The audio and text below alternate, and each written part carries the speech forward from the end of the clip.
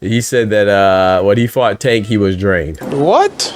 And I'm so sick of this nonsense, man. I ain't gonna lie to you. I'm not saying that he wasn't drained, you know. I'm saying I don't care. And I know a lot of y'all know I rock with Gervonta Tank Davis, right? But I'm not saying I don't care because of that. It has nothing to do with Gervonta Tank Davis, right? Because I'm very consistent. You know, when Ray Ford said that he was drained against Nick Ball when he lost, I don't care. You signed up for the fight. Those are the circumstances in which you agreed to have the fight take place. So you deal with it. You know what I'm saying? You knew that you were struggling to make the weight before you accepted the terms of the fight.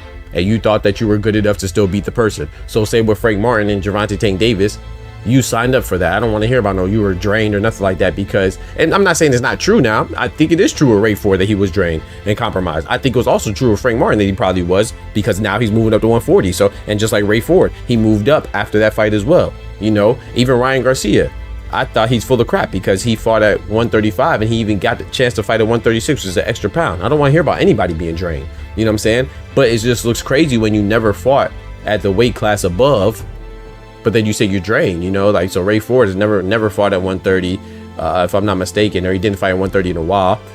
Frank Martin never fought at 140. This would be his first time moving to 140. So with Ryan Garcia, he was fought at some catchweights against Emmanuel Tago and Javier Fortuna, but he never officially fought at 140 until after he fought Tank. So it's just funny to me that these fighters will say, people will say, oh, I was drained, but that's the weight class that you were fighting in. So were you drained before, or are you just drained now because you lost? You see what I'm saying? But I do believe that he probably was drained, like I said, because Frank Martin is moving up to 140. So I do give the benefit of the doubt. I'm not saying that they're lying. I'm just saying that I don't really care.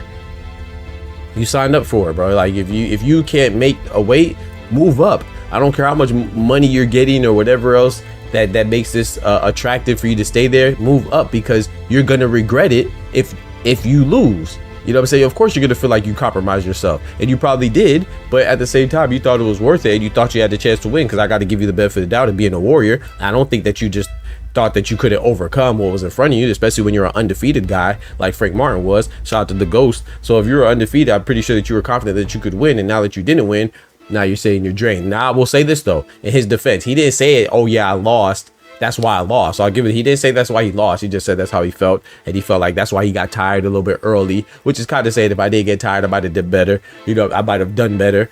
So I just don't want to hear it, man. But shout out to Frank the Ghost Martin. I'm looking forward to him coming back. But I will say this though, you know, I want people to say that he was drained. Because that's what they say about Ryan Garcia. So if you're one of those goofballs and those idiots and those buffoons and imbeciles that say, oh yeah, Ryan Garcia was drained against Tank, then I need you to say that Frank Martin was drained against Tank too. And I need you to say that Ray Ford was drained against Nick Ball too.